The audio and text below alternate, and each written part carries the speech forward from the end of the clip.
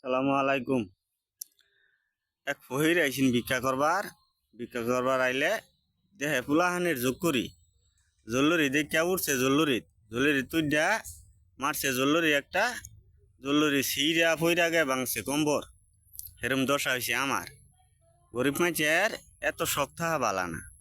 যে কষ্ট মষ্ট করে দুইটা বাছুর কিনছিলাম গরুর 55,000 টাকা দেয়, সেটা ফাইলে লাইলা বড় করছি। একটা দেশি আর একটা করস। দেশিটায় দুধ দিত 3.5 কেজি, আর করজ যেটা এটাই দুধ দিছে 7 কেজি।